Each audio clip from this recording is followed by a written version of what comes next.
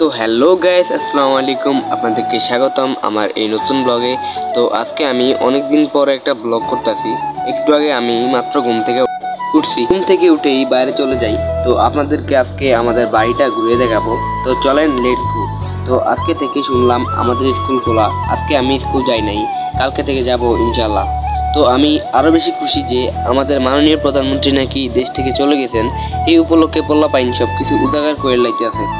তো আমি বাড়িতে থাইকা এখানে পোলাপাইন ডাক শুনতেছি, পোলাপাইন সব খুঁজিতে আত্মহারা।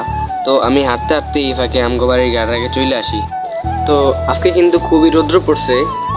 তো যাই হোক, তো আমার পিছিয়ে হচ্ছে আমাদের বাড়ির পুকুর। এই পুকুর ঘাটে আমরা সবাই গোসল করি। আর আমি যে রাস্তা দিয়ে হাঁটছি এটা হচ্ছে আমাদের বাড়ির রাস্তা।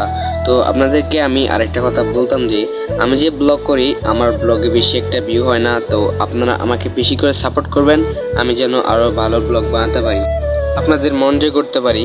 তো আমি হাঁটতে হাঁটতে এই ফাঁকে আমাদের মাঠে চলে আসি।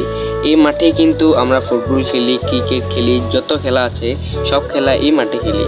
তো আমাদের বয়সে যারা বড় আছে তারাও কিন্তু ছোট থেকে এই মাঠে খেলে আসছে।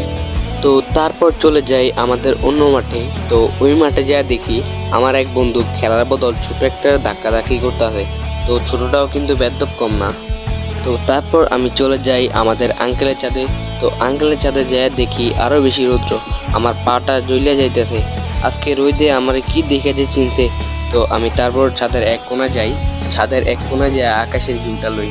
তো এই দেখেন দুইটা সুন্দর ফুল গাছ, তারপর ওই দেখেন আমাদের চালে ড্রাগন ফল গাছ, আরও আছে কুমড়া গাছ, আরও বিভিন্ন ধরনের গাছ আছে।